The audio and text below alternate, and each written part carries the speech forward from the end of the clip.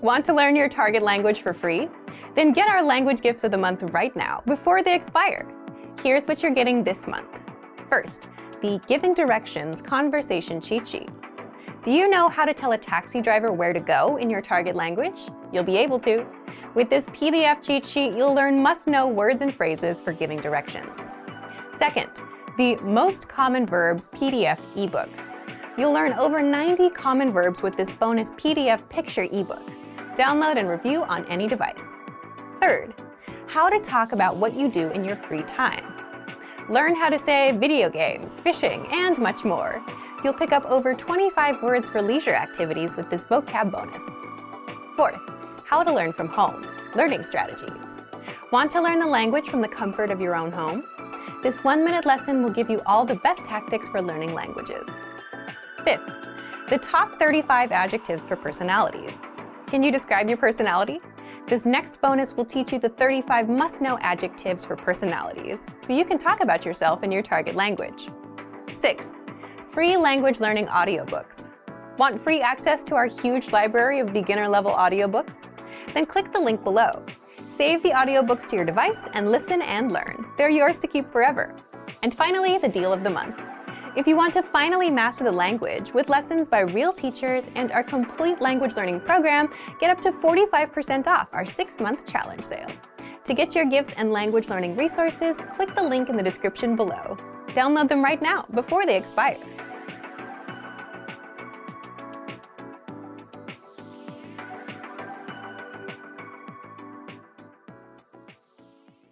Hi everybody, my name is Alicia. In this lesson, I'm going to talk about the differences between despite, in spite, and although. These 3 words or 3 phrases are very commonly used in similar ways, so I'm going to talk about the differences in using them in sentences. Let's get started. Okay, first I want to look at despite, and as I do, I want to make a special note about this first point here. I have here, despite means even though. We'll see in this lesson, actually, all of these mean even though. So they all have this even though meaning. So that means even though A, B. This is kind of like a common pattern we'll see in the example sentences today. So even though there's this condition, there's another condition. So we'll see this a lot today. When we use despite, we need to position it before a noun phrase. It needs to come before a noun phrase. We'll see this with in spite as well.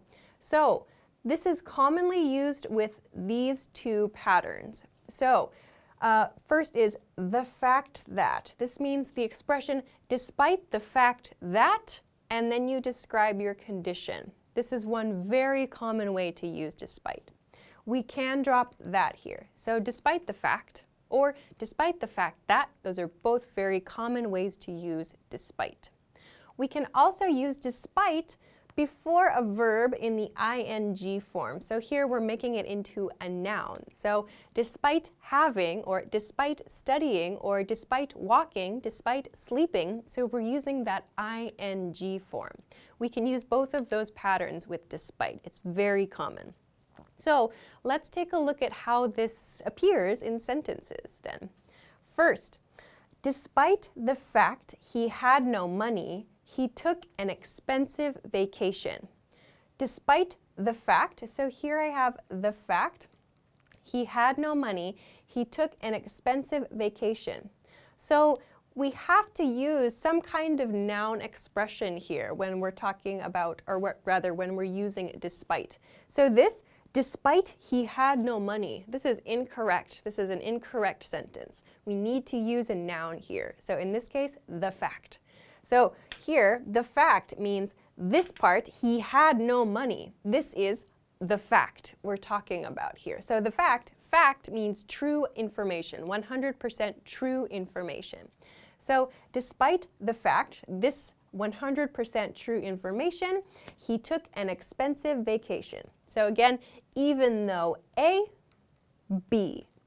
So we could change the sentence around. We could say, he took an expensive vacation despite the fact he had no money. That's also okay. It's up to you to choose that part. So let's look at another example using a different pattern with despite. Here, she took the day off work despite having a lot to do. So here, I've used this verb in the ing form. So despite having a lot to do, not despite have, but despite having a lot to do. Again, if I remove this, it's not correct.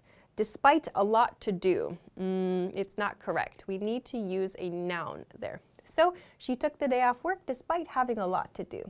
Again, we could change the order of the sentence. Despite having a lot to do, she took the day off work. That's also okay.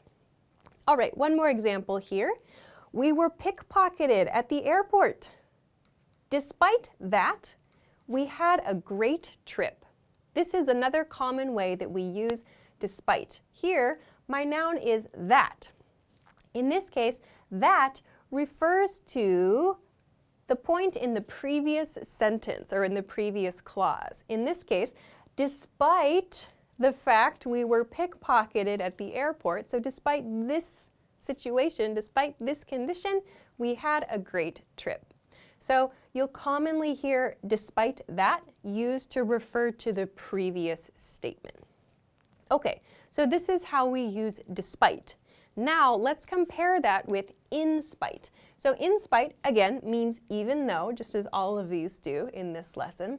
And just like despite rather, it needs to be positioned before a noun phrase. So that means we can use the same patterns here as we used with despite. So for example, the fact that can be used with spite. And there's one more point here that's key.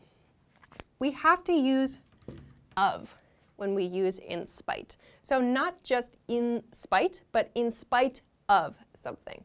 So in spite of the fact that, or another verb in the ing form pattern here. This is also okay with in spite of. So in spite of having or in spite of losing, these kinds of patterns are okay as well. So this is a key point with in spite. You must use of, in spite of some noun phrase. So let's take a look at a few examples of this.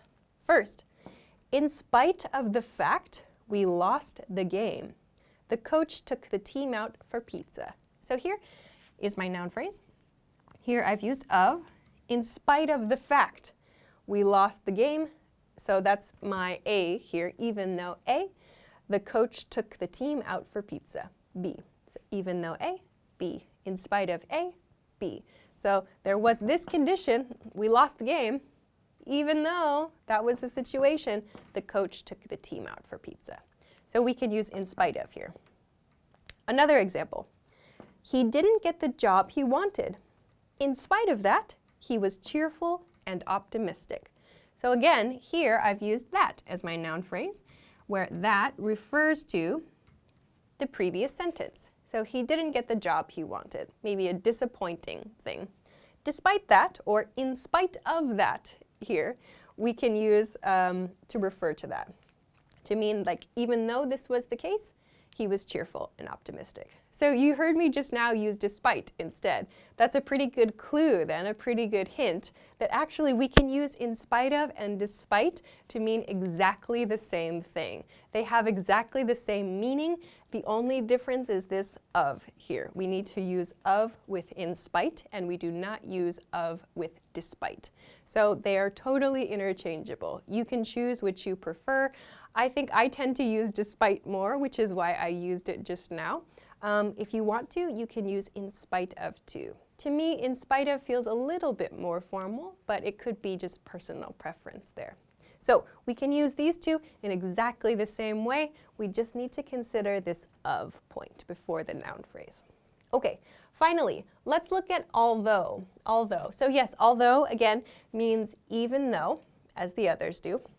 A key difference here, though, is although does not need to be positioned in front of a noun phrase. So we talked about using the fact or using a verb in the ing form. We do not do that with although. So let's look at some examples of how we do use it. Here, although good weather was expected, it rained on the day of the event. So here you'll notice there's no the fact, there's no that or anything here. We just continue right from although into the condition. So we describe the condition. Good weather was expected. This was the condition. It rained on the day of the event. So even though A, B. We follow the same pattern we followed here, but the structure of the sentence at this point is just a little bit different. There's no noun phrase there. If we said, although the fact that, it would not be correct. We do not use it this way. We do not say, although that. We do not use that either. We don't use this verb form too. Although having is not something we use either. Okay, let's look at another one. So again, we just begin describing the condition right after although. So although we spent a lot of time planning, we didn't finish the project on time. So here, although, even though we spent a lot of time planning, so here's my condition A, we didn't finish the project on time. So again, there's no noun phrase we need to insert here. We just begin the situation, talking about the situation. Okay, one final example with although in the middle of the sentence. She was happy about her test score, although she looked disappointed. So here I've reversed it. This is like B, although A, or B, even though A. She was happy about her test score, although she looked disappointed. So we can use this in this way too. You'll also notice I haven't used although like with this. I used that with in spite of and despite. We don't use it in this way. We don't say like, although that, we don't use it in that way. If you want to refer back to the previous sentence, it might sound nicer to use despite or in spite of. So that's a case where maybe one of these would be better to use than although. So you can see that although, as a conjunction, does a nice job of connecting these ideas. And then we can use despite and in spite kind of like to refer back, to go back to another point. That's how I like to use these anyway. So maybe it's helpful for you. So these all follow kind of one pattern that I've mentioned many times in this lesson, which is this. Even though A, B. So lots of these example sentences followed this pattern. So even though A, B. And here I mentioned an opposite pattern. B, even though A. So these are both correct. You can just choose whichever you prefer. Like if you want to emphasize one point more than another point, you could start the sentence with that. So both patterns are fine, and you can use all of these to communicate very similar ideas. You just need to think about how you build the sentence. So I hope that this introduction to these three expressions helps you. Of course, if you have questions or comments, or if you want to practice making a sentence with one of these, please feel free to do so in the comment section of this video. Of course, if you like the video, please don't forget to give it a thumbs up, subscribe to our channel if you have not already, and check us out at EnglishClass101.com for some other things that can help you with your English studies. Thanks very much for watching this lesson, and I will see you again soon. Bye-bye. Hi everybody, my name is Alicia. In this lesson, I'm going to talk about expressions for talking to kids. I've prepared this lesson with parents in mind, but if you have kids in your life and you want to practice English with them, these are a few expressions that you can use to do that. Let's get started. I want to begin this lesson by talking about requests. So I've made a simple list of a few regular things you might need to ask children to do. These are kind of requests for maybe elementary school or maybe junior high school level students, but I think that the pattern that I'm using here is quite simple, so you can create your own request. Of course, depending on how you're feeling, you might use please before the request, but these are some very common examples, like I took from my childhood, for example. So, please clean your room, or please help me with dinner, or please help me make dinner. So this is one you would use if you're a parent or if you are just another person connected to the child and you want to ask for help. Of course, you could change this person, like please help your dad make dinner, or please help your mom make dinner, please help your grandpa make dinner. Others, please brush your teeth, brush your teeth. Another common one, please take off your shoes, and please take out the trash. So as you can see, these are all common household chores. This is a common theme for a lot of these points today, chores. So chores is the word that we use to mean small household tasks, everyday household tasks, like washing dishes or doing laundry. So these are tasks that, at least in the US, young children are expected to be able to do themselves. These are like kids' responsibilities, to take out the trash or to wash the dishes or to clean their rooms. So these are all examples of chores. Maybe brushing your teeth is a hygiene point, but these are some common chores. Then I want to move on to requests to stop a behavior. So these are requests to do something, but if you want to tell a child to stop something, we'll use a pattern like stop plus the verb in the ing form. So we do this because it's something that the child is doing now. It's something that's happening now. So we use the progressive or the continuous form. So common examples. Stop kicking, progressive, stop kicking your sister, or stop kicking your brother, or stop hitting your sister, stop hitting your brother. Stop fighting is another one if you have a couple children involved. Stop shouting, stop screaming, stop yelling. You can use all of those, again, in the progressive form. Or stop running around, stop running around. So this is one that my parents would use if maybe we were going to like a polite event, we were going to something a little more formal. Usually they would make this request before we got to the event. So my brother and I were pretty well behaved, I think. They would usually say like, try to be quiet and calm, like, let's be polite, that kind of expression. So I've used that here, this let's be polite, as kind of the follow-up to this. So we'll often use these expressions when we're in a place where it's rude to be noisy, or it's just a problem for a kid to make a lot of noise or to cause a scene or something. So this is a good expression to use to follow up, like stop running around, let's be polite, let's be polite. So this here, this let's point, this leads into a larger topic I want to discuss. So I introduced these points for making requests, and I said these are kind of for like elementary or junior high school level students perhaps, but when talking with very young children, like they're just learning to speak, so maybe preschool or kindergarten, like very early elementary school, they're still learning their maybe native language, and you want to practice in English with them, you can use patterns that parents use and other adults use for very young children, and that's to use let's with our, or let's with a third person. So by this I mean we're using let's to mean let's do something together, or I want you to participate with me. So for example, let's clean our room. So up here, I made a request, please clean your room. So this would be from a parent to a child who can understand the request. When we're talking to very young children though, and we're trying to do something together, we'll use a pattern like this. Let's clean our room. So maybe it's not your room, it's the child's room, but you want to do it together, or you want to show like this is a responsibility, let's begin this together. We'll use this, let's clean our room, let's clean our room.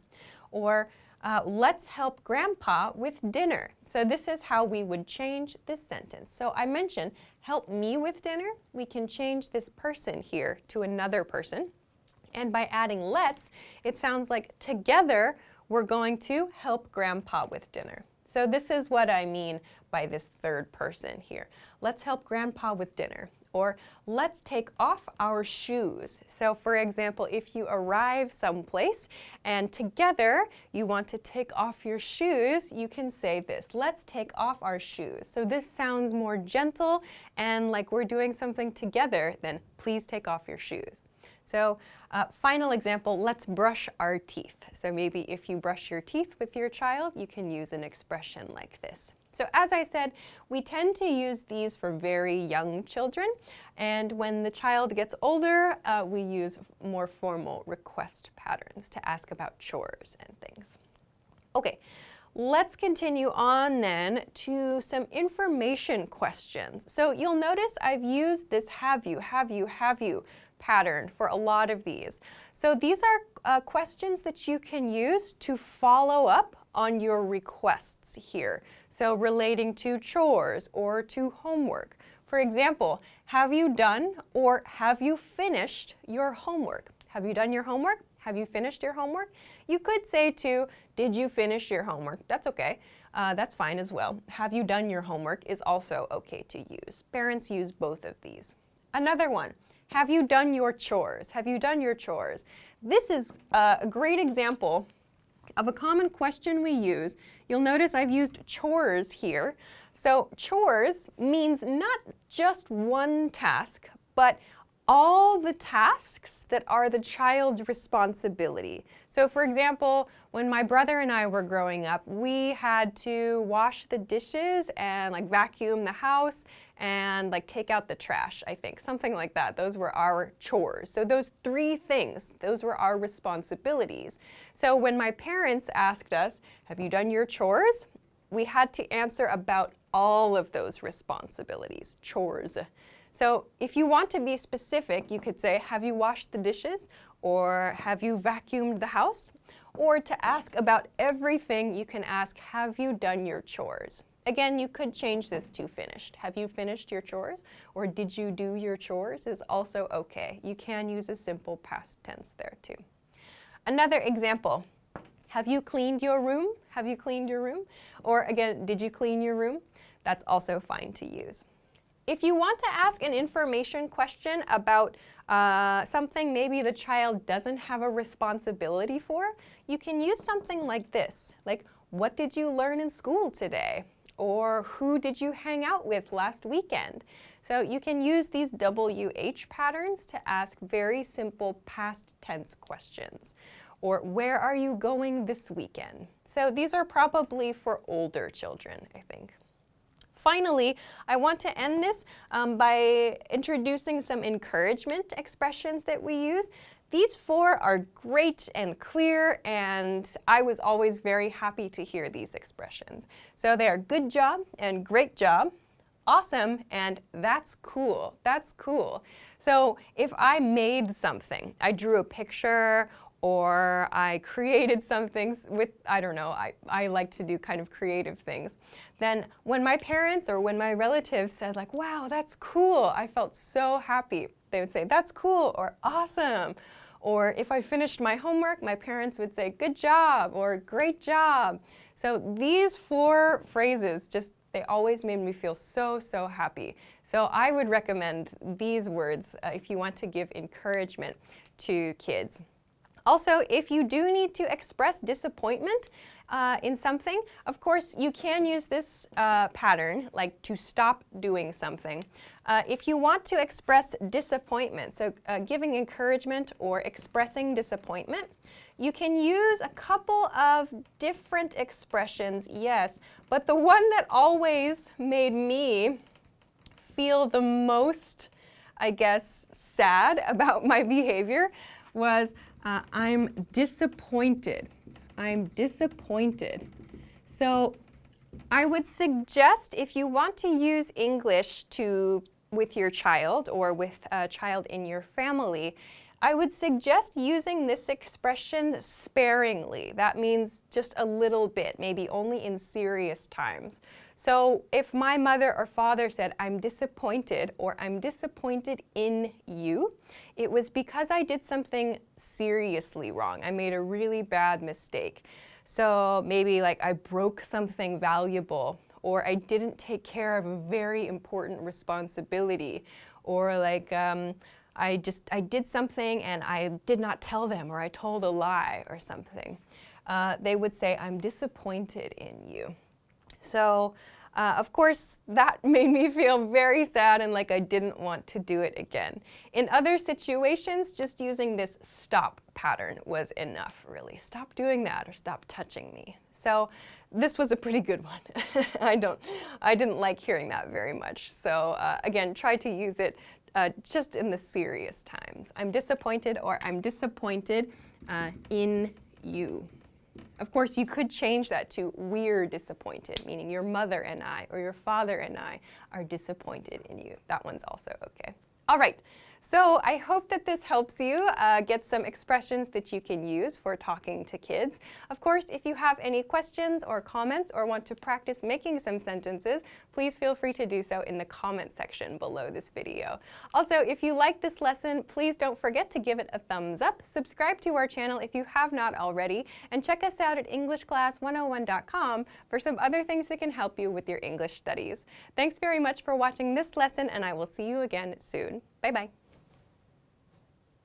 Hi everybody, my name is Alicia. In this lesson, I'm going to talk about using a little and a few and few. I'm going to talk about the little differences in using an article and not using an article with these words. So let's get started. Okay, first, I want to look at a little versus little. So before we talk about using this article, I want to mention we use little or a little with uncountable nouns, so nouns that we cannot count. If you're not sure about countable or uncountable nouns, please take a look at the videos on our channel. There are a few example videos, a few other videos you can check to learn more about countable and uncountable nouns. So we use little with uncountable nouns, nouns that we cannot count. We use a little to mean simply a small amount of the noun. So using a little has a very neutral feel. So neutral means it's not like positive, it's not negative, it's very neutral, very flat. Depending on the speaker's intonation, it could be a little bit positive. It could have a positive feel about it. So that you'll just have to listen to the person speaking or to think about the situation. You need to do that. But in most cases, it's just very neutral. There's nothing positive, nothing negative. Then little, so no article here, you'll notice. No article, little, means only a small amount of the noun, only a small amount. So here we have a negative feel. Oftentimes we have a very negative feel, like there's only a small amount of something and that's bad, and that makes a problem. So we use no article to communicate this only feeling, like this only and that's too bad sort of idea. So let's look at an example of this. First, we have a little time. We have a little time. And we have little time. So first, time is an uncountable noun, so we're using little there. But we see we have a little time. Like we have a little time to finish this project, for example. So showing with a little here, or rather by using a little here, we're communicating a very neutral point, just a simple fact. We have a little time. Or maybe if I'm excited about something, I could say, oh, we have a little time. We can do something extra for the project. Then it feels a little bit more positive.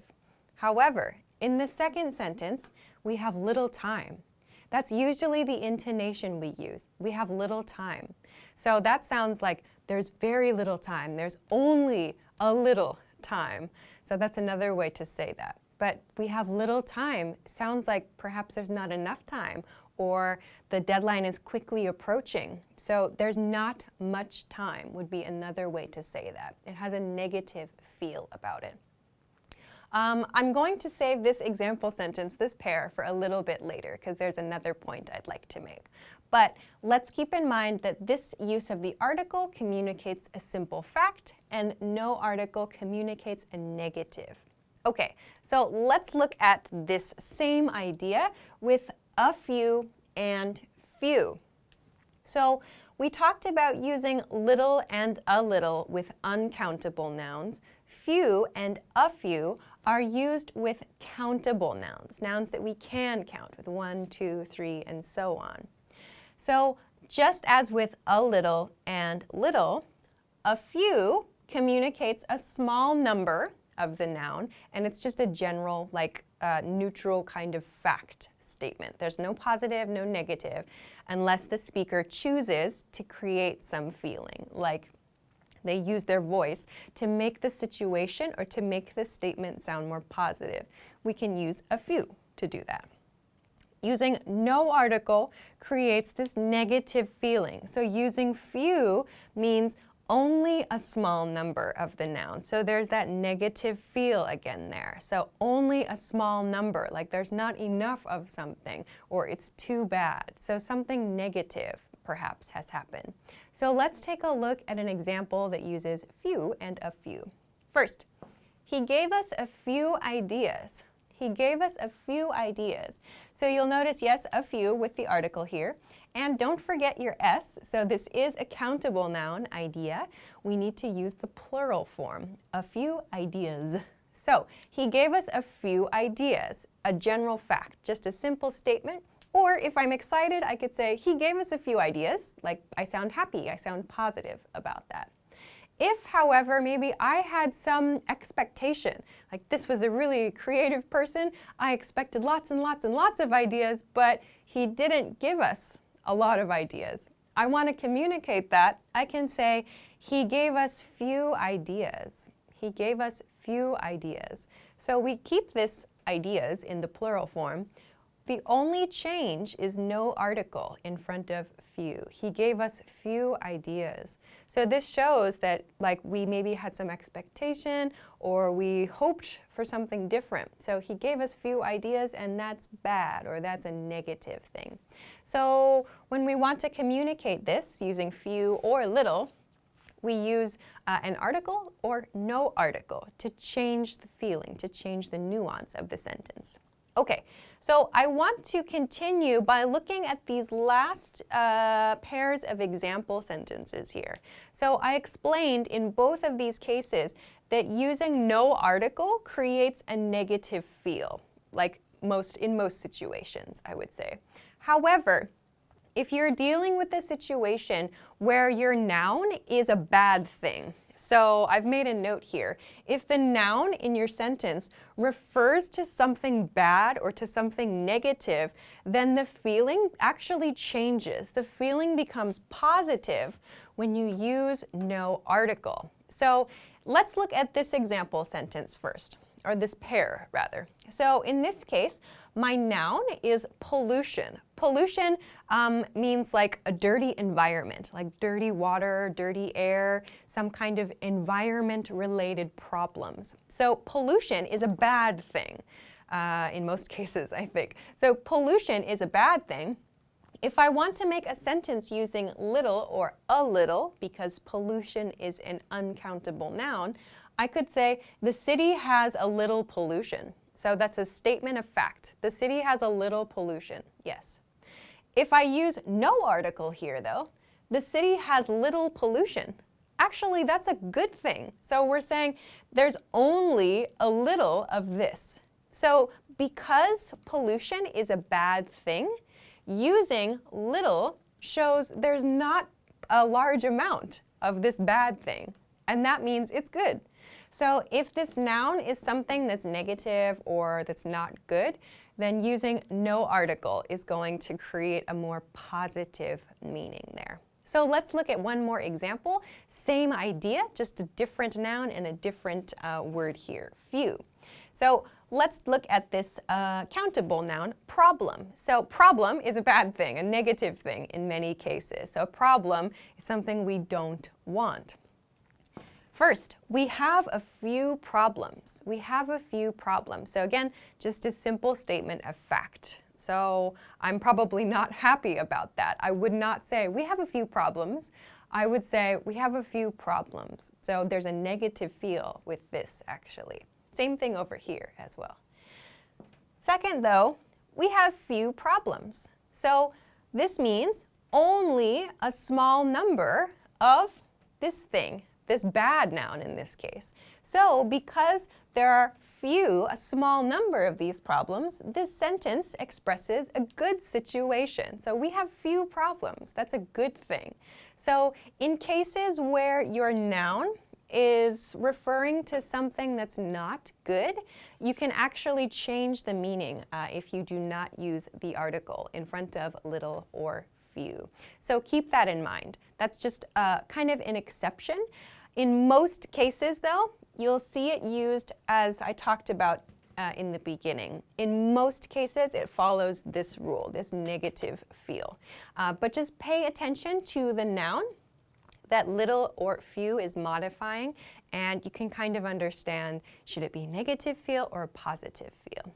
Okay, so this is an introduction or a quick lesson on the differences between a little and few and a few. So I hope that it was helpful for you. If you have any questions or comments, or if you want to practice making some example sentences in the comment section, please feel free to do so. Of course, if you like this lesson, please don't forget to give it a thumbs up, subscribe to our channel if you haven't already, and check us out at EnglishClass101.com for some other things that can help you with your English studies. Thanks very much for watching this lesson, and I will see you again soon. Bye-bye. Hi everybody, my name is Alicia. In this lesson, I'm going to talk about how to describe an object's dimensions. Dimensions means the size of an object, all of the different sizes of an object. I'm going to talk about a few key words that we need to describe these sizes, and I'm going to talk about how we make sentences that use this kind of information. So let's get started. First, I want to begin with this list of keywords for this lesson. So I want everybody to be careful about the grammar of the sentences when they build these sentences. So first, let's look at these words here. These words are all nouns. The words are length, length, width, width, height, height, and depth, depth. So each of these nouns, when we use them to talk about the size of an object, explains some kind of like question. So by that I mean with length, for example.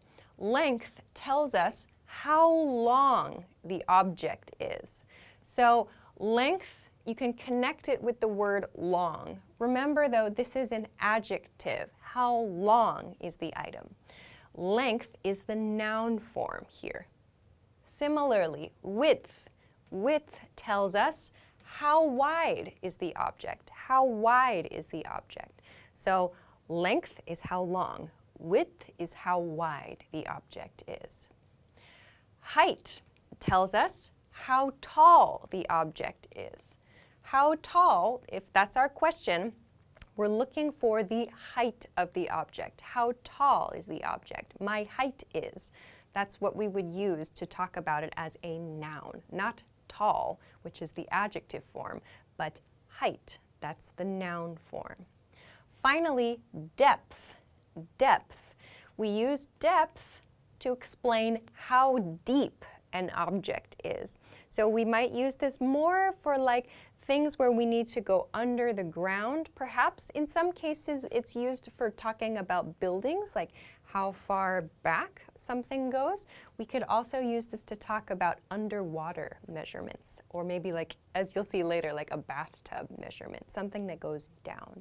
So depth tells us how deep something is. So to review, length is how long something is, width is how wide something is, height is how tall something is, and depth is how deep something is. So when we are talking about these points, we use measurements. Measurements. So a measurement is the unit that we use to talk about these things. So there are two systems in the world that are used. The US is one of, I believe, only 2 countries that uses what's called the imperial system. In the imperial system, we use inches, which we write in a short way, an abbreviation as IN, inches, and feet, which we abbreviate as FT. Feet, FT, inches, IN. So there are 12 inches in 1 foot. So an inch is a small unit, a foot is a larger unit. There are 12 inches inside 1 foot. This is the imperial system. Now there are larger measurements in the imperial system, yes, but for today's lesson I'm focusing on measurements of objects, so I'm not going to talk about the larger measurements. Okay, but let's compare this to the metric system. The metric system. Most of the world uses the metric system. In the United States, the imperial system is used, but most of the rest of the world uses the metric system. For today's lesson, I want to focus on these 3 key vocabulary words. They are millimeters, which we abbreviate, we make short as MM. We have centimeters, which we abbreviate as CM. And finally, we have meters, we abbreviate with M. So for reference, inside 1 meter, there are 100 centimeters, and there are 1,000 millimeters. So 1,000 millimeters, 100 centimeters inside a meter. So if you're interested, you can break down this centi and milli to learn more about the histories of these words. But that's a little bonus point for those of you who are interested. Let's look at how we use this then to describe an object's dimensions, to talk about the size of something with these words too. So I've drawn this object, a box, for this lesson, and I have marked here 20, 40, and 60. So I want to use these numbers to talk about the size of the object. So let's take a look at a very basic way to describe these dimensions. This box is 20 centimeters, in this case, x 40 centimeters, x 60 centimeters. So very commonly in English writing and in writing, I think maybe from other languages too, we see this x between our measurements. In English, we read this as by. So naturally, I would say 20 centimeters by 40 centimeters by 60 centimeters. And if it's understood, if this unit of measurement is understood, we might say just 20 by 40 by 60. Or 20 by 40 by 60 centimeters is also okay. We often don't need to say centimeters after each one, because everything should be in the same unit of measurement. So 20 by 40 by 60 is a very clear way to say that. If you're using inches, actually these are the same measurements, just in inches in the imperial system. You might see, for example, a dot in the number followed by a couple more numbers. So these are the same measurements actually, just in the imperial system in inches. So to describe the dimensions of this box, I would say this box is 7.84 inches by 15.74 inches by 23.62 inches. So again, we're using by here. We read this, the dot, as point. You'll also notice the number or numbers before the dot are read as regular. By that I mean 7 and 15 and 23. Those are read as regular numbers. The numbers after that are read individually. So 7.84, not 7.84, 7.84. We read it one at a time. Each number is read one at a time. 7.84 inches by 15.74 inches by 23.62 inches. So when you need to read these small numbers after the decimal point, this is called a decimal point here, we just read it as point. Make sure to read these individually, not together. So this is another small point about dimensions. Of course, you may see this in centimeters too, maybe 20.5 centimeters, for example. So this is how we read these portions of the sentence, and also a point about reading the numbers too.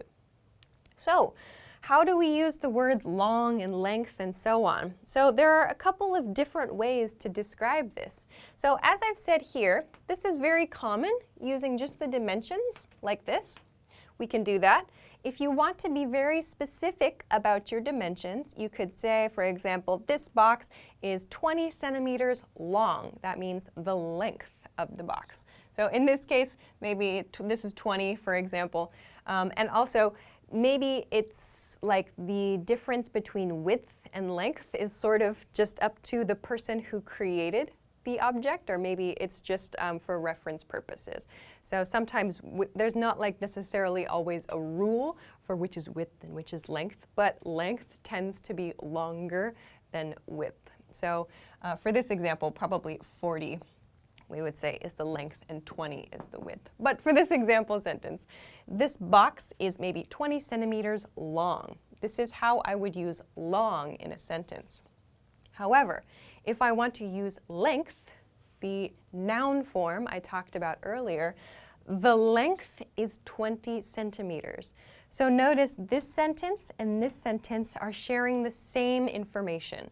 The length of the box, that's the information. But the grammar of the sentence changes. This box is 20 centimeters long, adjective here. The length is 20 centimeters, or the length of this box is 20 centimeters. So note, noun form and adjective form, length and long, they require slightly different sentence structures. Let's look with wide and width then. So here, this box is 40 centimeters wide. This is my adjective form. The width is 40 centimeters. This is my noun form. We can do the same thing with tall and height. This box is 60 centimeters tall, or the height is 60 centimeters. So again, tall is my adjective, height is my noun. So depending on the word I use, I need to make sure my grammar, the structure of my sentence, is correct. I cannot say the tall is 60 centimeters. That is incorrect because tall is an adjective. I must use a noun here. I also cannot use height in this pattern. This box is 60 centimeters. Height is incorrect because height is a noun. I have to use an adjective here. It's 60 centimeters tall. This is correct. We use the same pattern when we're talking about people's height. So her height is 160 centimeters, or she is 160 centimeters tall. So please keep this in mind when you're talking about the object dimensions, the sizes of objects. Finally, I mentioned the word deep or the word depth too. So you might use this if you're talking about like your bathtub, for example. My bathtub is 80 centimeters deep. So here, deep, again, this is the adjective form. To use depth, we would make a pattern like this. The depth of my bathtub is 80 centimeters, for example. So this is how we introduce sizes in English. So important points to take away are this by and this point. This will help you sound more natural when you are reading dimensions for things. So when you're taking a measurement of something, you can use this number, 20 centimeters, and then as you're taking the next measurement, it's very common to say by, so 20 centimeters by 40 centimeters by 60 centimeters as you're measuring something. That's a very common way to express that. So I hope that this is helpful for you in terms of the measurements of objects, but if you have any questions or comments, or if there's something you would like to practice, if you want to make an example measurement, for example, in the comment section, please feel free to do that as well. Of course, if there's something else you want to know about this topic, please let us know in the comments too. If you liked this lesson, please don't forget to give it a thumbs up, subscribe to our channel if you have not already, and check us out at EnglishClass101.com for some other things that can help you with your English studies. Thanks very much for watching this lesson, and I will see you again soon. Bye-bye. Hi everybody, welcome back to Top Words. My name is Alicia, and today we're going to talk about 10 words for persuading people. So let's go. Urge, The first word is urge, urge. So to urge someone to do something. I urge you to blah, blah, blah. I urged him to blah, blah, blah. I urged her to blah, blah, blah. So you'll hear I'm using I urge you to, so we use urge plus the object, so him or her or them, whatever, to do something, to take an action. So I urge you to buy a new car. I urge you to get a new job. I urge you to talk to your boss. So to urge someone is to strongly recommend them to do something. I strongly recommend blah, blah, blah. We'll talk about the word recommend in just a moment, but I urge you to do something.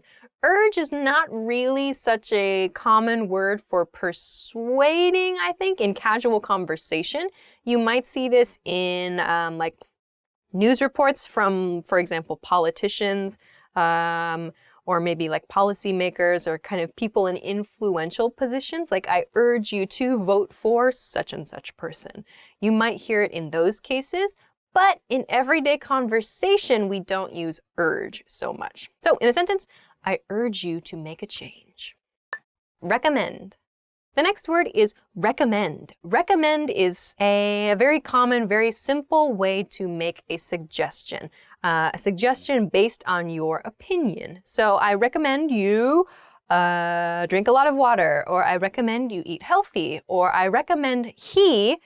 So you'll notice I recommend you, I recommend he, I recommend she. Not I recommend to blah, blah, blah, but I recommend you do something. I recommend you take a vacation. I recommend you get a new haircut. I recommend plus who are you recommending this to? You can do that. Also, you can follow the recommendation. You can follow the verb with like a noun phrase. Like, I recommend toothpaste. I recommend restaurant ABC for dinner tonight. So you can follow recommend with the item you are recommending. So I recommend product A for this. I recommend product B for that.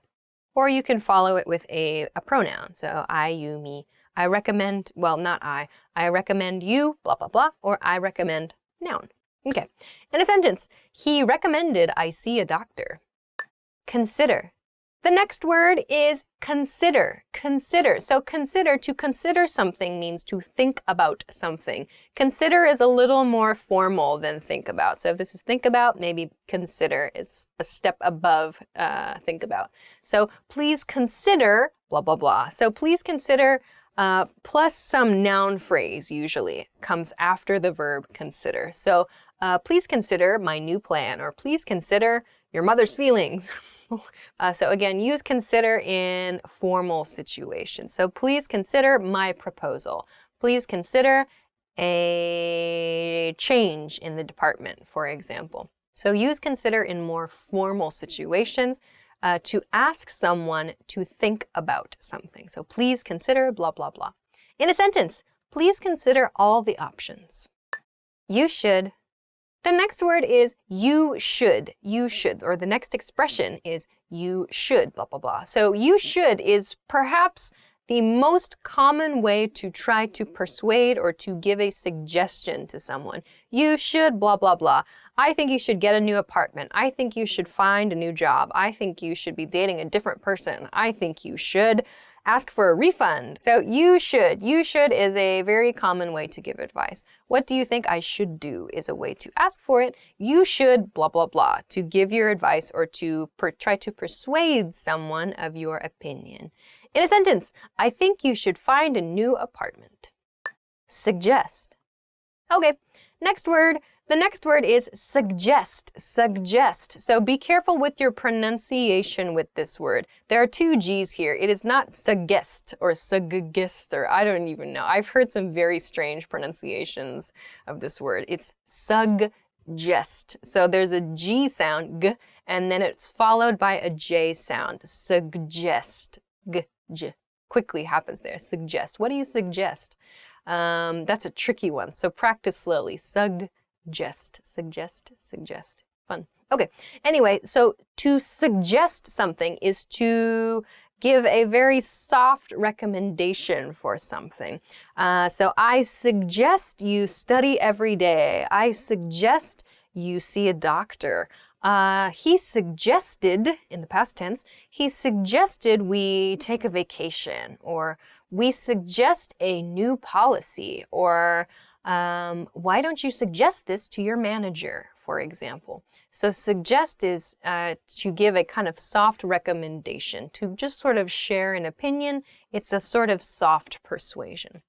Okay, in another sentence, can I make a suggestion? Try. The next word is try. Try. So try is commonly used just in the command form. Try something. So like try this food, try that drink, try something. So we can use try to kind of give these very direct recommendations. It's a more direct way to try to persuade someone of something. So it's probably best used in cases where you are fairly close to the other person. So try my new cake, or you should try, I've used you should try this pasta, for example, or try my new product if you're trying to sell something, or try out our new online course. So try is a very direct and quick and clear way to persuade someone. In a sentence, try new things. Why don't? The next expression is why don't. Why don't, blah, blah, blah. You can use why don't in the negative don't. Why don't? We use this negative form. Why don't you? Why doesn't he? Of course, if we change the sentence a little bit. Why doesn't he? Why doesn't she? Why don't you? Why don't we? Why don't they? So we use this as a very soft way to make a suggestion. Why don't we see a movie this weekend? Why doesn't he just talk to his girlfriend? Why don't you tell me more about your amazing plan? Why don't we go to bed? So why don't you, or why don't we, why doesn't he, why doesn't she? We can use these expressions to make a suggestion. Please be careful. There are, depending on your intonation, you can change the meaning of this sentence. For example, if I say, why don't you call me back? If I ask in like that complaining tone, like, why don't you call me back? It sounds very different from, why don't you call me back? Like, if my second sentence there, why don't you just call me back later, for example, sounds like a suggestion. However, if I use a complaining tone of voice, why don't you call me back? It sounds like there's a problem I'm trying to communicate. So be careful here. Depending on your intonation, you might cause some miscommunication. So make sure you use a suggestion intonation. Why don't you blah blah blah? Upward intonation. Why don't you call me back later? Or why don't you meet me for dinner? For example, why don't you meet me for dinner? Sounds a lot different than why don't you meet me for dinner? So please be careful here. Okay, and another sentence, why don't you take a break? How about? Next expression is how about? How about? So you use how about to make a suggestion. How about we go hiking this weekend? How about we have dinner tonight? How about we get a coffee? How about a drink after work? How about is very casual, very simple, easy to use, friendly way to make a suggestion, to try to persuade someone in a very friendly manner. How about an activity? So in a sentence, how about a trip to the mountains this weekend? What do you think about? The next expression is, what do you think about? What do you think about? So what do you think about? So not what do you think about, but what do you think about? What do you think about activity? So what do you think about going swimming? What do you think about going for drinks tonight? What do you think about studying for the test together tomorrow? So again, we use this as a soft persuasion expression. So what do you think about something? So asking the listener, what do you think, sounds like you're asking for their opinion. What do you think about doing this activity together? It's like you've made a suggestion, you want to persuade that person, and you're getting their opinion in return. So in another sentence, what do you think about Italian for dinner tonight? Let's. The next word is let's. Let's. So let's is very interesting. There's one common mistake I see a lot with the word let's. Let's, by default, let's on its own implies that you are going to do something with another person. Let's means let us. Let us is the expanded form of let's. Let's is the contracted form of let us. The key here being us. So let's implies, let's means therefore that it is the speaker plus the listener involved in the action. So for example, let's cook something together, or let's eat, or let's get a drink, or let's study. It sounds already like there's the listener and the speaker are involved. Sometimes I hear, let's study with us, something like that. Not correct. Let's study. You don't need with in this case, unless you're talking about a third party. There's someone else. So let's study with Stevens, or like let's talk about this with Stevens. Let's talk about this with the boss. So let's means the people who are involved in the conversation. Let's blah blah blah. You can add with to talk about somebody who is not involved in the planning conversation right now. So don't use us here.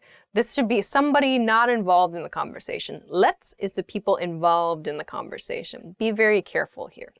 So we use let's again as a very soft way to persuade someone. Just a suggestion, a more casual expression. Let's talk about this at the next meeting. Let's talk about this with our manager tomorrow. Let's talk about, oh, I'm doing lots of talking. Let's go to bed, I'm tired, for example. So using let's shows that there are a couple of people, at least the immediate group, whoever can listen at that point in time, they're all involved there. So keep that in mind. Let's is a very interesting word. All right, in one more sentence, let's go to the movies.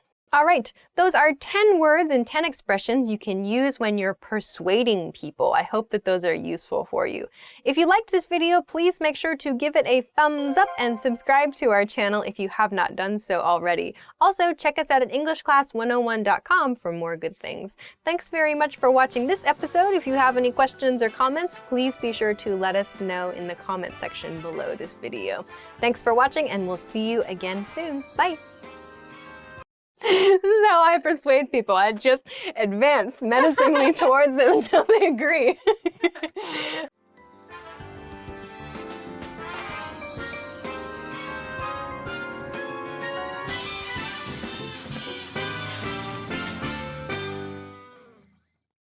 Hi everybody, welcome back to Top Words. My name is Alicia, and today we're going to be talking about the top 20 useful phrases for a hair salon.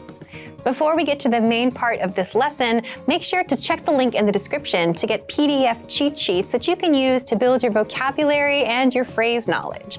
You might take a look at this conversational phrase cheat sheet. It includes some expressions that you can use when making a reservation or when making payments for things, as you'll need to do when you visit a hair salon. So make sure to check this out in the description. All right, let's get to the video.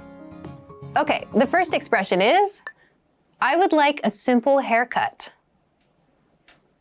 I would like a simple haircut. Okay, this is a very basic phrase that expresses that you want just a trim, essentially. You don't want to make any crazy new styles. You want your existing style, but just a little bit shorter. So you can use this, I'd like a simple haircut expression. Next is, can I have a shave? Can I have a shave? So, can I have a shave typically refers to shaving the hair on someone's face. So you probably don't want to ask for this if you're going into a hairdresser's to get the hair on your head cut. There are some styles that use razors and so on for like the back of the head or maybe the side of the head to create interesting designs. So you can ask for those things specifically, but generally when we say shave something, it refers to the hair on the face. Okay, let's head to the next expression. I have to visit the stylist. I have to visit the stylist. You can use this expression to tell someone else about your plans to visit your hairstylist. So stylist here means hairstylist. You can use either word, but stylist is just a little bit shorter. So I have to visit the stylist. I need a haircut. Okay, next is, I need to speak to the hairdresser. I need to speak to the hairdresser. All right, so hairdresser is a little bit of an old-fashioned word. You might hear hairstylist or a stylist or maybe something else. But generally, when you need to speak to a hairdresser, it's because you have some idea for something you want to do with your hair. Maybe you want to make a new color, or maybe you want to create a new style for yourself or use some specific kind of technique. Either way, you need to consult with your hairdresser or your hairstylist. You can use this expression to do that. I want to try something different today. I want to try something different today. So when you come to the hair salon or your stylist's shop, you can express to them, I want to try something different today, to mean you want to be a little bit more adventurous with your haircut.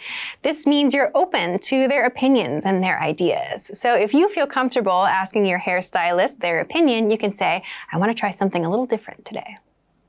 Next is, can I request a different shampoo? Can I request a different shampoo? So when you go to the hair salon and it's time to shampoo your hair, you might have specific needs for your hair or your skin, or maybe you have an allergy to a certain ingredient, whatever. If you need to request something else be used from what the hairstylist typically uses, you can use this expression. Of course, you can change shampoo for conditioner or treatment or color or whatever it is you need. Next is, my hair is damaged. Can I have it fixed? My hair is damaged. Can I have it fixed? Okay, so if your hair has damage, that means maybe it's dry or there are split ends, maybe it has damage from the sun, whatever. If you want to make it clear to your hairstylist that your hair has some damage and you want a little bit of extra treatment for it, you can use this expression. My hair is damaged. Can I have it fixed? Next is, I'd just like a trim. I would just like a trim. Okay, the most basic request at a hair salon is just a trim. You don't even have to say, I would. You can just say, just a trim, please, or even a trim, please. That means I want just a little bit removed from my current hairstyle, just a tiny bit. So just a trim is the most basic and probably most common request you can have ready when you go to the hair salon. Okay, next expression is, could you cut a little bit more? Could you cut a little bit more? All right, at native speed, this could you cut a little bit more means could you please cut a little bit more of my hair? So use this when the hairstylist has already cut some of your hair and you want it a little bit shorter. You want a little bit more hair to be cut off. Could you cut a little bit more? Next expression is, could you straighten my hair? Could you straighten my hair?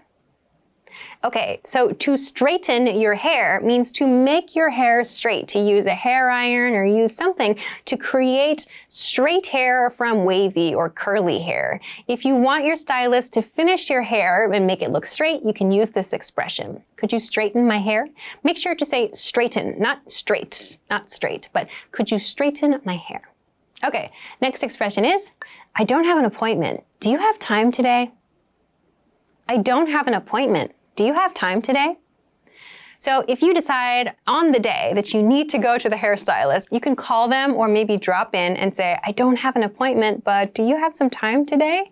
You can try using this expression if you need to see someone urgently, like if you have a hair emergency. So use this, I don't have an appointment, but do you have some time?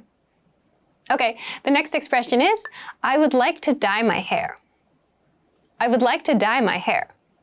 Okay, so if you want to change the color of your hair, you can use this expression. I'd like to dye my hair, or I want to dye my hair. To be specific about the color, you can say, I want to dye my hair black, or I want to dye my hair blue, or I want to dye my hair pink. Whatever the color is can come after this expression. You can also say, I'd like to change the color of my hair, or I want to color my hair. These expressions are also okay. All right, next expression is, what kind of hairstyle do you recommend? What kind of hairstyle do you recommend? So this is an expression that you can use to ask your hairstylist for some advice. Maybe they can look at your hair type, they can look at the shape of your face, consider your needs, and help you to choose a hairstyle that's right for you. What kind of hairstyle do you recommend? Okay, the next expression is, can you make it look like this picture? Can you make it look like this picture?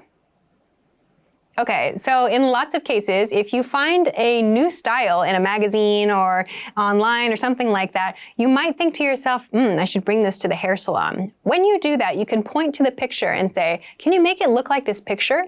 Or you can also just say, I'd like this haircut. Can you do that? So showing something is a really helpful way to indicate what kind of style you want. You can do that with this expression. Can you make it like this picture? Okay, the next expression is, I would like to change my hair color. I'd like to change my hair color. So we talked about this expression a little bit earlier in I would like to dye my hair.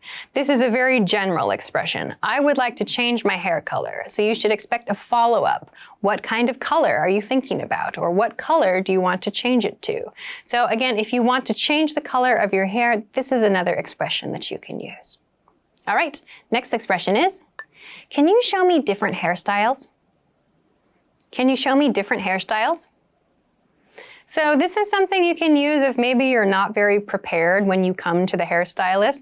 If you need some advice or if you need to see a few different pictures to help you make a decision, you can ask your stylist for a few different hairstyles with this expression. Can you show me some different hairstyles? Okay, next expression is, can I get a mohawk? Can I get a mohawk? So a mohawk is a very specific hairstyle. It's one strip of hair in the middle of the head usually, and it's kind of tall, or some people like to have extremely tall, extremely spiky mohawks. But you can use this pattern to talk about any hairstyle you want. You can say, can I get a hairstyle? Can I get a bob, or can I get a bowl cut? Whatever type of cut you want, you can use this pattern to express it. Okay, next is, I'd like a cut and blow dry. I'd like a cut and blow dry. You can use this expression when you make your appointment or when you arrive at the hair salon. So a cut means a haircut, and blow dry means you want them to blow dry your hair as well. So it depends on the salon you go to. Maybe at some salons there's just a cut and no hair washing or no hair treatment options, whatever. If you want to be specific that you just want a cut, maybe a wash and a dry, you can use this expression to do that. Okay, next is, around what time will we be finished? Around what time will we be finished? You can ask your hairstylist this question if you want to know about when your appointment will be done. So if you're a very busy person or you have somewhere to be, you can ask your hairstylist about how long they expect the appointment to take. You can say, about what time will we be finished? All right, next is, does this price include shampoo? Does this price include shampoo? If you have questions about the prices at your hair salon, you can ask something like this. Does this price include shampoo? Or maybe, does this price include a style? Does this price include treatment? Whatever it is that you're looking for, if you have a question about the price and what it includes, you can use this pattern to do that. All right, that brings us to the end of the top 20 useful phrases for a hair salon. What did you think? You can let us know in the comments. And don't forget to click the link in the description to get your free PDF cheat sheets and learn even more useful English words and phrases. You can download them to any device or print them out. They're yours to keep, so click the link and get them for free. Thanks for watching, and I'll see you in the next video. Bye! Hi everybody, welcome back to Top Words. My name is Alicia, and in this lesson we're going to talk about 10 phrases that you can use at the post office. Let's get started. Before we get to the video, a quick reminder that you can find some free PDF cheat sheets from the link below this video. Check out the YouTube description to find this. You can find conversational phrases and expressions that you can use in everyday life. So if you want to work on building some skills in your vocabulary and phrase knowledge, check them out. Okay, let's get to the video. Okay, first one. My home address is this. My home address is this. Okay, so if you bring something to the post office, you want to send it somewhere, and it's not clear which address is your address, the place you're sending something from, you can tell the post office staff, my home address is this, and you can point as you say it, or you can reverse it as well. This is my home address. You might also hear slightly different pronunciations. You might hear address or address. Both are fine. So my home address is this, or this is my home address. Both are fine. Okay, the next expression is, can I schedule a redelivery? Can I schedule a redelivery? This is something you can use on the phone if there's not like an online delivery option. Can I schedule a redelivery? Means you expect to receive a package and the package came, but you were not at home. So you need to reach out to the post office or to the delivery service and schedule another delivery time. You can do this on the phone. Can I schedule a redelivery? Okay, the next expression is, how much does the shipment cost? How much does the shipment cost? Another way to ask this question is, how much is shipping? You might hear that used. How much is shipping?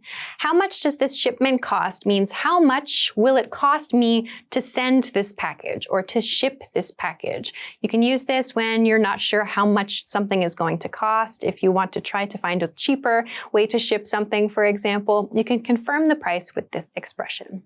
Okay, let's go to the next expression. Can I have the package insured? Can I have the package insured? Okay, so if you're sending something valuable or maybe something that's breakable or something really, really important, you might want to buy insurance for your package or for your letter, whatever you're sending. You can ask, can I have this package insured? To mean I want to buy insurance for this package. So you can use this when you send something from the post office or the delivery service. Can I have this package insured? Okay, the next expression is, how long does the delivery take? How long does the delivery take? How long does the delivery take? Or how long does shipping take? You might hear something similar to that. This means how many days will it take for my package to reach the destination? How long will the delivery take? So they might say 2 business days or 5 business days or a week, but this will give you some idea of when the other person can expect to receive your package. Okay, the next expression is, will the recipient receive my package by the end of this week? Will the recipient receive my package by the end of this week?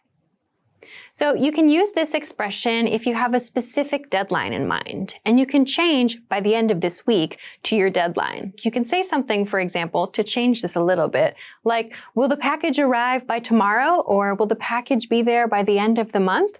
So you can change this expression, the by the time, to refer to your deadline. So if you want to confirm when something will arrive, you can use this to do so. All right, next expression is, will I be able to track the delivery? Will I be able to track the delivery? Another way to ask this might be, how do I track the delivery? Or can I track the delivery? If you want to use online tracking services, you can ask this question when you send your package. Will I be able to track the delivery? They might give you a website or perhaps some kind of mobile phone number that you can call. Depends on the delivery service. But if you want to track your package and see where it is, you can use this question.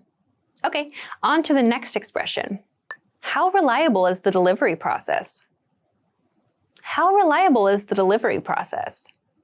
This is a question you might ask if you're shipping something that's really easy to break or something that's really valuable, or maybe if you need to ship something to like a dangerous area or a place where maybe roads have been affected by something recently. So if you have some questions about how safely your package will arrive, you can use this question. How reliable is the delivery process? This might lead to asking some questions about insurance for your package as well. Okay, on to the next expression. I'd like to send it via first class. I'd like to send it via first class.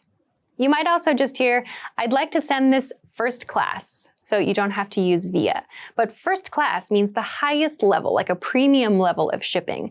So it's more expensive, yes, but perhaps there's insurance, you might have faster shipping times, whatever. It depends on the delivery service that you're using. But if you want to get the best shipping service available, you can ask for first class. I'd like to send this first class, please.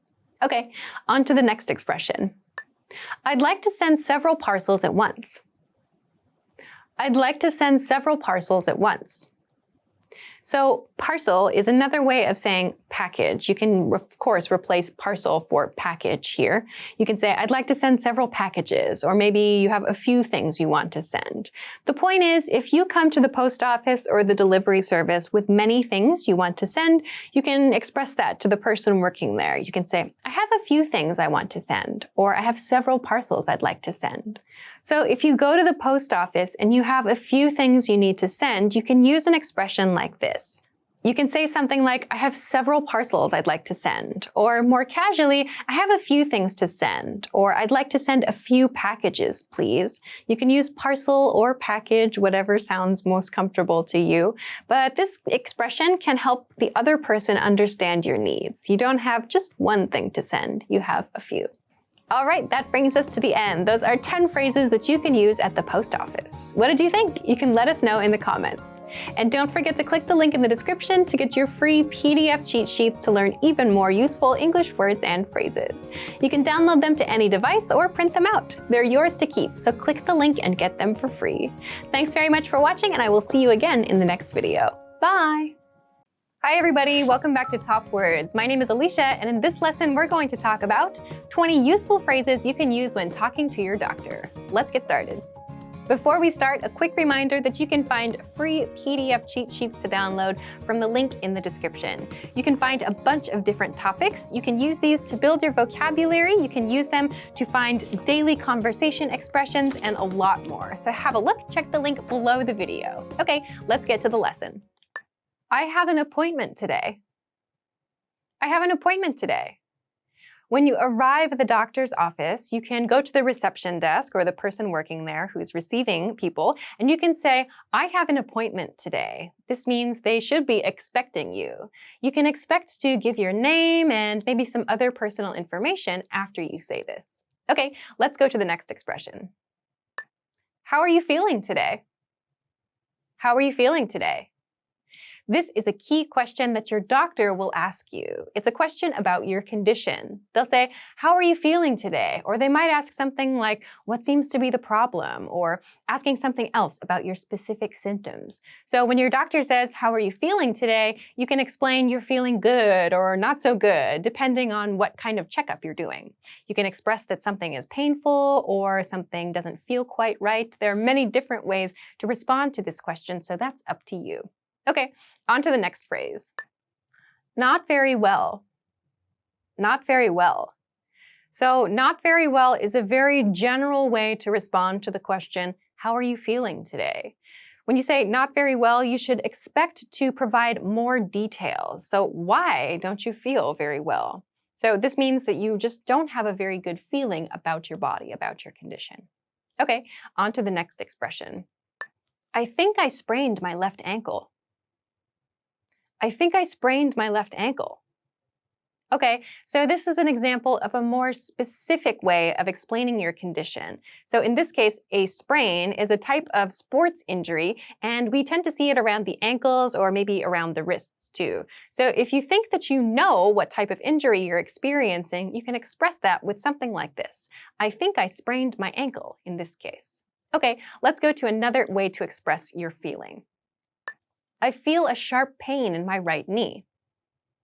I feel a sharp pain in my right knee.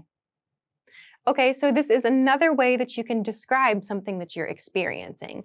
If you're not sure about the type of injury, for example, but you want to express you are feeling pain, you can do it with something like this. Sharp pain is a knife-like pain. So you can use, I feel a sharp pain in my plus the body part. In this case, your right knee. Of course, you can change that to any other body part to express that you're feeling sharp knife-like pain in that place. Okay, let's go to another example. My knee is aching. My knee is aching. Okay, so here we have a knee as our example place again, but in this case we're using ache. So aching refers to a kind of dull, low pain generally that doesn't go away. So when you say that something aches, it's different from a sharp pain, which we saw in the previous example, because a sharp pain is like a very strong knife-like pain. And ache is something that's kind of constant and low. So you can say, my body part is aching to mean that that's the feeling that it has now. Okay, let's go to the next expression. My throat hurts a little. My throat hurts a little. Okay, so most people have experienced a sore throat. So you can say, I have a sore throat. Or another way to say that is, my throat hurts a little. Of course, you can change throat to any other body part. My finger hurts a little, or my stomach hurts a little, to express that there's a little pain or a little discomfort in that body part. Okay, on to the next one. I have a terrible stomach ache. I have a terrible stomach ache. Okay, so if you have pain in your stomach, so you feel sick to your stomach, you can express that with stomach ache. So we talked about the word ache earlier, that kind of low, constant pain. We have that in our stomach sometimes when we eat something that we disagree with, or when we have some kind of bacteria in our stomachs. So if you have a really, really bad one, if it's very, very uncomfortable, you can express that with a terrible stomach ache. I have a terrible stomach ache. Okay, next expression. I've lost my appetite. I've lost my appetite. Okay, this expression means you no longer want to eat food. Your appetite is how hungry you feel when you see food. So usually we want to eat a few times a day, right? But if you lose your appetite, it means you're no longer interested in food. So if you have this experience, you can tell your doctor this. You can say, I've lost my appetite. Okay, next expression. I have a rash on my arm. I have a rash on my arm. Okay, so a rash is a part of your skin that turns red or maybe even another color, and that's sometimes itchy or maybe kind of painful. So if you have one of these spots on your skin, you can express that with, I have a rash on my plus the body part. So I have a rash on my arm, I have a rash on my neck, and so on. Okay, next expression. Do you have a cough? Do you have a cough? This is a question that will come from the doctor. So if they want to check your symptoms, they might ask, do you have a cough or do you have some other symptom? A cough refers to an uncomfortable feeling where you want to push the air out of your lungs, and this sound is called a cough. So your doctor might ask you, do you have a cough, to check your symptoms? Okay, next expression.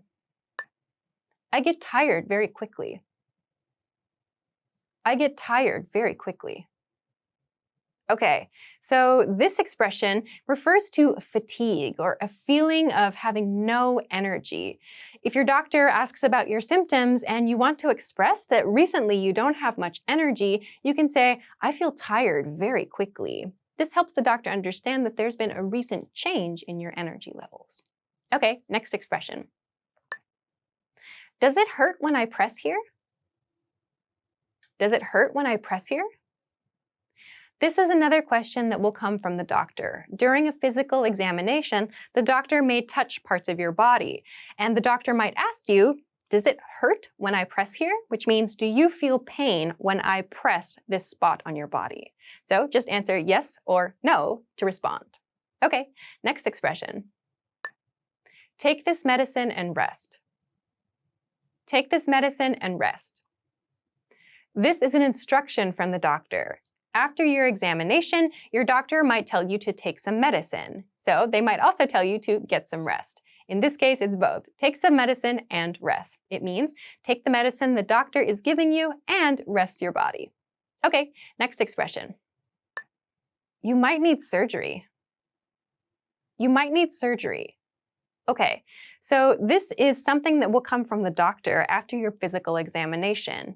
If your injury or your sickness cannot be treated just by using medicine, you might have to have an operation or surgery. So there are very simple surgeries and there are more complex surgeries. So it depends on your condition. But if the doctor thinks you may need something like this, they'll tell you with an expression like, you might need surgery. Okay, next expression. I need a medical certificate.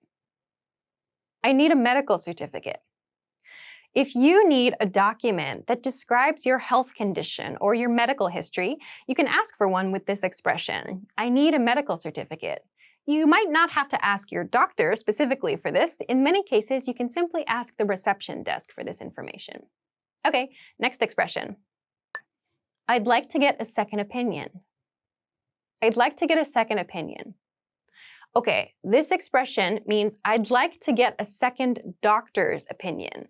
So after your physical examination, if you're not sure about this doctor's conclusion, you might want to talk to another doctor and get their opinion about your condition. You can express that with, I'd like to get a second opinion. Okay, next expression. That's a relief. That's a relief. Okay, that's a relief is an expression that you can use when you feel relieved about the doctor's conclusion. If you thought you might have a serious illness, but the doctor says you just have a cold and it's no problem, you can express that feeling of relief with this expression. Oh, that's a relief, it's just a cold. Okay, next expression. Please come back next week for a checkup. Please come back next week for a checkup. This is an instruction you may receive from your doctor. So after your first examination, maybe you receive some medicine or you have some other kinds of care or treatment guidelines. Your doctor wants to check your condition again in a week. They will say something like this. Please come back next week for a checkup. Okay, next expression. Thank you, I will confirm the date of my visit. Thank you, I will confirm the date of my visit. All right, this is an expression that you would typically use if you are making a schedule for upcoming treatment or an upcoming doctor's appointment. You might say this on the phone or in person to someone if you need to check your schedule before you confirm something. Thanks, I need to confirm the date of my visit. All right, that brings us to the end of 20 useful phrases you can use when talking to your doctor. What did you think? You can let us know in the comments. And don't forget to click the link in the description to get your free PDF cheat sheets and learn even more useful English words and phrases. You can download them to any device or print them out. They're yours to keep, so click the link and get them for free. Thanks very much for watching this video, and I will see you again next time. Bye! Hey everyone, welcome to the Monthly Review, the monthly show on language learning, where you discover new learning strategies, motivational tips, study tools, and resources. By the way, all the lessons and bonuses you're about to see can be downloaded for free on our website. So click the link in the description right now to sign up for your free lifetime account. Okay, today's topic is the first step in your language learning journey that will guarantee your success. If you have trouble sticking with your language learning goals, it's probably because you're skipping one specific step. It's the step you need to take before you even start any learning. And doing it will help you stick with the language, not get overwhelmed, and reach your language goals. So today you'll learn 1. What solo language learners need to succeed, and 2. How to do self-assessment and set yourself up for success. But first, listen up. Here are this month's new lessons and resources. Be sure to download these now before we take them down in a few days. First, the Giving Directions Conversation Cheat Sheet. Do you know how to tell a taxi driver where to go in your target language? You'll be able to. With this PDF cheat sheet, you'll learn must-know words and phrases for giving directions. Second, the Most Common Verbs PDF ebook. You'll learn over 90 common verbs with this bonus PDF picture ebook. Download and review on any device. Third, how to talk about what you do in your free time. Learn how to say video games, fishing, and much more. You'll pick up over 25 words for leisure activities with this vocab bonus. Fourth, how to learn from home, learning strategies. Want to learn the language from the comfort of your home? This 1-minute lesson will give you all the best tactics for learning languages. Fifth, the top 35 adjectives for personalities. Can you describe your personality? This next bonus teaches you the 35 must-know adjectives for personalities, so you can talk about yourself in your target language. To get your free resources, click the link in the description below right now. They're yours to keep forever. Okay, let's jump into today's topic. The first step in your language learning journey that will guarantee your success. Here's a question for you. When you want to learn a language, how do you usually get started with that goal? You might say the inspiration comes first, and that motivates you to start. Then you get a textbook or an app and go from there, right? That's a pretty standard answer, but how does that tend to work out? Most people end up falling off a week or a month later. Why do you think that happens? Leave a comment with why you think people tend to lose inspiration quickly. More often than not, it happens because you pick a goal, a learning routine, or a resource that overwhelms you and just isn't right for you. Here's a typical example. Let's say you work an 8-hour day and you want to try to start learning. Most people would try to squeeze in learning for 1 or 2 hours at night, or you could try and wake up an hour early. And usually that doesn't work out because you're trying to do things that you're not used to. Wake up earlier and study earlier. It doesn't fit your current lifestyle. So what should you do differently? Well, let's take an example from language schools. Before you start learning, language schools force you to take an assessment test on the first day. Why? So that they make sure the language lessons fit your level and put you in the proper class. The goal of an assessment test is to find out where you are and meet you there. That's something most solo learners don't do. And the problem is, if you're a solo learner, no one assesses you. And you yourself don't know what routine works best for you, how much time you can set aside, and how much studying you can comfortably do. We all imagine we can do an hour a day, but realistically speaking, it'll be a lot less than that. So that's where self-assessment comes in. Before you start learning a language, or do any goal for that matter, it's important to know where you are in life, what your daily schedule is like, when you're busy and when you're free. So you can set your expectations, know how much time you can put in, and so you can start learning at a pace that works for you. Now, how do you actually assess yourself? There are 3 assessments you can do. 1, a life assessment. 2, a routine assessment. And 3, language assessment. Language assessment will only be helpful if you already have some experience. If you're brand new, you won't need this. First, life assessment. Here, the goal is to see how the language will fit into your life and how you generally deal with goals. As in, if you succeeded with a goal before, what helped you succeed? You could take that and apply it here. If you failed before, find out why so you can avoid it this time. So you'll need to answer the following questions. Why are you learning this language? How will it help your life? What current connections do you have to this language? For example, listening to music, watching TV, you have a relative, you have neighbors or friends that speak it. What have you been doing so far to learn? Have you learned languages before? Have you failed any goals before? How or why? Have you succeeded with any goals before? How or why? Write these questions out and answer them. Next, the routine assessment. Write out your daily routine for a whole week. For example, wake up at 7 a.m., breakfast at 8 a.m., commute to work at 8:30 a.m., arrive at work at 9:30 a.m., lunch at 1 p.m., and so on. Do this for every day of the week. The goal here is to see what your daily routine is like, so you know when you're free, when you're busy, and where you can fit in language learning. That way, if you're super busy on Mondays and 5 minutes is all you can do, then that's good enough. You won't feel bad about doing only 5 minutes. If you see that you spend 30 minutes on commuting, add language learning on top of that existing routine. If you take walks or go for a jog, play an audio lesson there. Or even if you're cooking at a certain time, play an audio lesson in the background. Remember, look for an existing routine that you already stick with, like commuting, and where you can multitask. Don't try to create new routines. For example, waking up at 7 a.m. to learn will set you up for failure. If you usually wake up at 8 a.m., waking up at 7 a.m. will be even harder. And then, actually trying to learn a language at 7 a.m. makes it even harder. This is where new learners start having trouble. You're trying to do 2 things at once, trying to learn the language and trying to stick to a new routine. 1 is hard enough. Trying to do 2 can overwhelm you. So piggyback off of your existing routines first, so you can build momentum. And finally, there's language assessment. If you're an absolute beginner, you won't need much of an assessment. Just start with our absolute beginner recommended learning pathway. But if you have experience and want to assess yourself, there are 2 things you can do. First, if you're a Premium Plus user, then you're asked to do an assessment test when you join, but you can always request it again from your teacher. And second, if you're a Premium user, check our recommended pathways. We assign these pathways, level 1 to level 5, based on your learning level, from absolute beginner to advanced. At the start of each pathway, there's a diagnostic test. You can take that to assess yourself. So thank you for watching this episode of Monthly Review. Next time, we'll talk about when routines grow stale, how to learn more language with a new routine. If you enjoyed these tips, hit the like button, share the video with anyone who's trying to learn a language, and subscribe to our channel. We release new videos every week.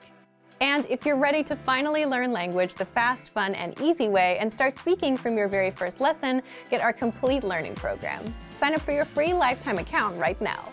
click the link in the description. See you next time. Bye! What's your reason for learning language? Is it a personal goal, a hobby, or do you have dreams of moving to a country where it's spoken? In this video, you'll learn why your reason is crucial for motivation and for your success in language learning. We'll look at the top 10 reasons for learning a language from language learners just like you. What's your number one reason for learning a language?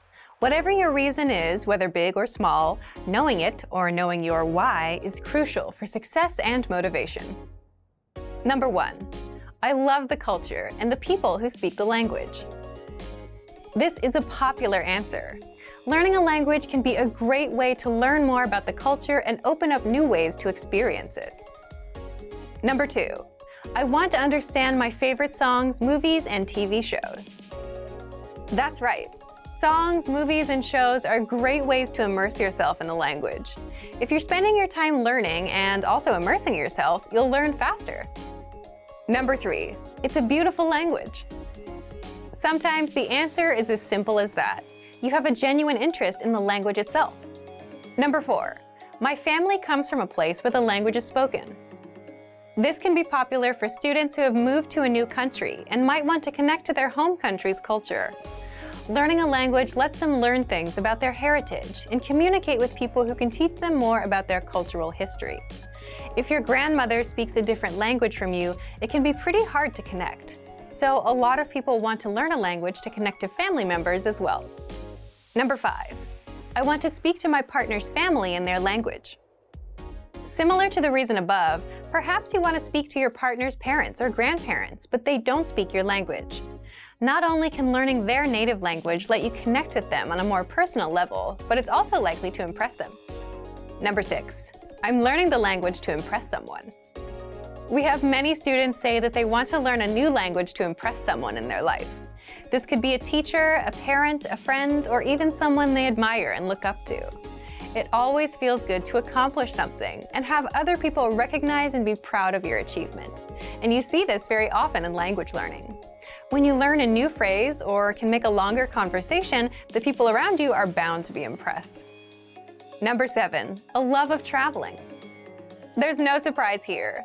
Many people want to learn a new language to be able to travel more. Because you can see new places and learn about different cultures, traveling is a popular hobby for many people. And what better way to connect with the people that you meet on your travels than by being able to speak with them in their native language? We have a lot of students who just want to learn some basic conversations to help them on their trips, but even this can help you day to day. Number 8. I want to live in a country that speaks the language. After traveling around, someone might discover a country that really appeals to them, and they might decide they want to move there. But their language skills could use some work. Or maybe for a job or family reason, someone has to move to a new country. Not knowing the language can really make adjusting to a new home and even a new culture much more difficult. We have a lot of students who want to learn a language to help them when they move. Number 9. I just love learning languages. This is popular for people whose hobby is learning other languages. They fall in love with the process of actually studying and being able to speak in a new language. It's a huge feeling of accomplishment. Number 10. I want to open my mind and become more international. It's so important to expand your horizons and learn about more than your own culture. People around the world live their lives in different ways, and it's good to learn about them and how they interact. You never know what you could learn by opening your ears and mind to new things. Whatever your reason might be for learning a new language, as long as it keeps you motivated, it's a good one.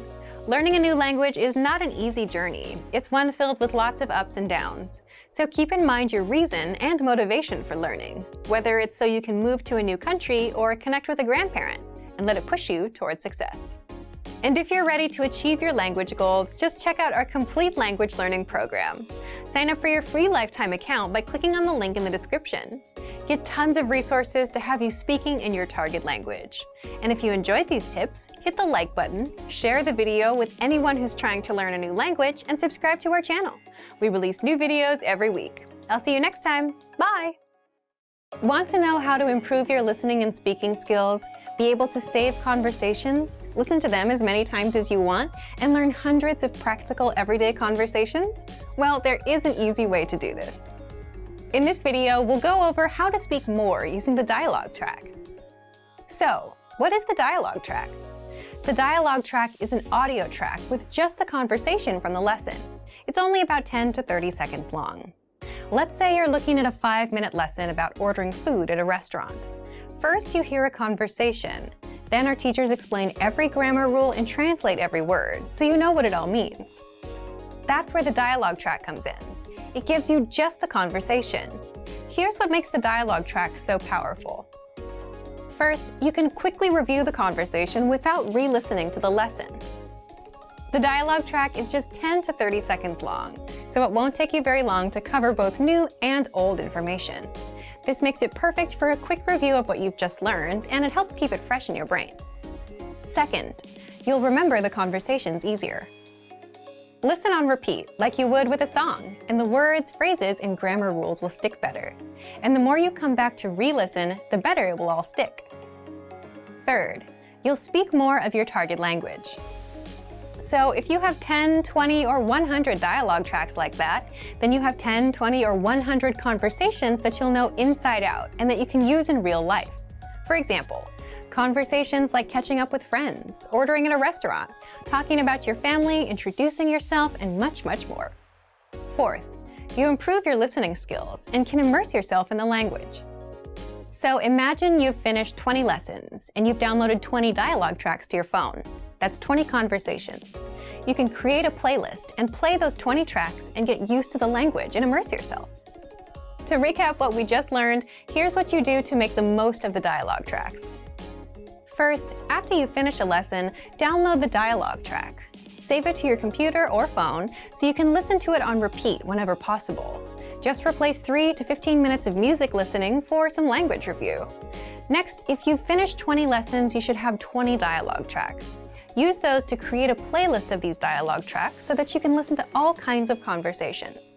And finally, try shadowing the conversations that you hear. This will become super easy once you've heard the conversation enough times. But if you're still struggling with a word or two, go back to the lesson and check the line-by-line breakdown of the conversation to find the words you need to practice. Boost your speaking skills with the dialogue track and check out our complete language learning program. Sign up for your free lifetime account by clicking on the link in the description. Get tons of resources to have you speaking in your target language. And if you enjoyed these tips, hit the like button, share the video with anyone who's trying to learn a new language, and subscribe to our channel. We release new videos every week. I'll see you next time. Bye! Want to power up your language?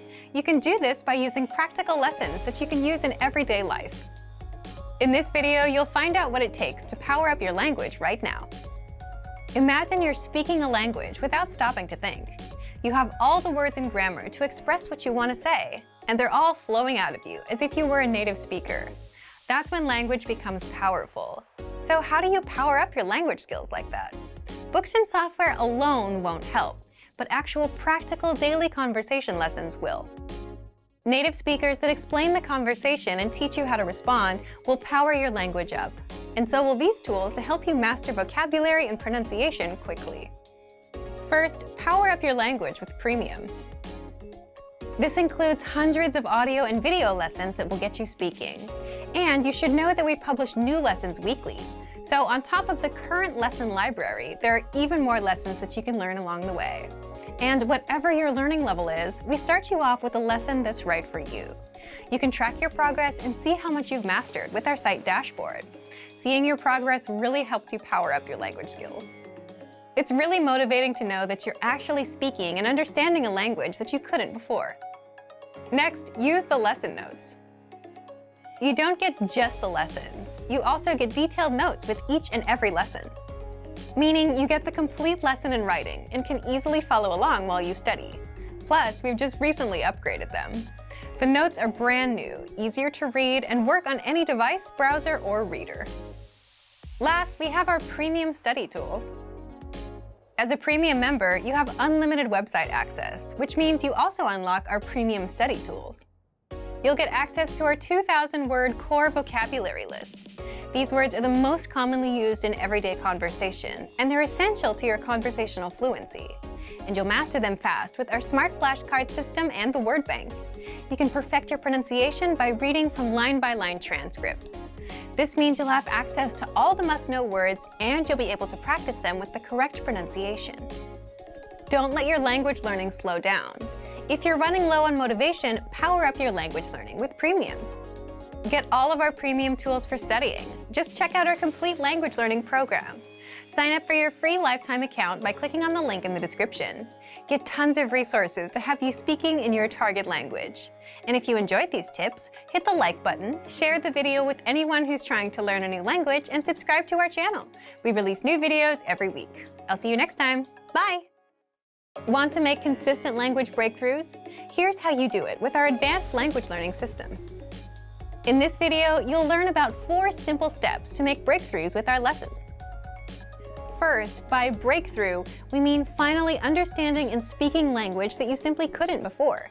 You finally break through. So if you're stuck at a beginner level or just aren't making much progress, this is for you.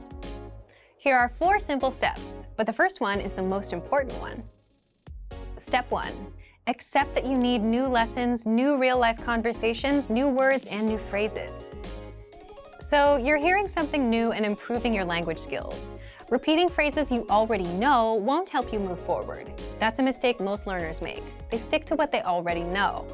But if you could start understanding more language in minutes and start making consistent breakthroughs, would you? Well, here's how you break through with our learning system. Remember, you need to have a source of new lessons and new conversations to expose yourself to language you don't yet know. So if you're listening to our new lessons, which we publish weekly on top of our existing lesson library, you're good to go. If not, start right now. These lessons get you speaking and understanding language in minutes. Here's how. Visit the site, choose a new series or learning level that you haven't done already, and start with the first lesson. Step 2. Listen to a new lesson and expose yourself to real-life conversations. Now, you might not understand it at first, but in time you will. All the real-life conversations you hear in lessons are broken down, explained, and translated right after by our instructors. Plus, you can also read along with lesson notes so you never miss a word. So now you can actually understand the entire conversation. As a listener, you'll get exposed to brand new conversations and start understanding real-life conversations. So what's the next step? Step 3. You'll need to start speaking and repeating what you hear. That's the best way to start speaking any language. Do it from day 1. With our voice recorder available inside the lessons, you can listen to each line of the conversation, and then repeat and record yourself to see how close you are to a native speaker. Finally, step 4. In case you missed anything, you can review with vocab lists, quizzes, and the line-by-line feature. The line-by-line breaks down the conversation, so you can hear and read each line again and again. So even if you can't catch something the first time, you can review what you heard and be able to hear it on the next listen. But remember, the most important step is the first one. You must jump into new lessons and new conversations in order to make a language breakthrough. To make your language breakthrough, just check out our complete language learning program. Sign up for your free lifetime account by clicking on the link in the description. Get tons of resources to have you speaking in your target language. And if you enjoyed these tips, hit the like button, share the video with anyone who's trying to learn a new language, and subscribe to our channel. We release new videos every week. I'll see you next time. Bye! Great work! Here's a reward. Speed up your language learning with our PDF lessons. Get all of our best PDF cheat sheets and ebooks for free. Just click the link in the description.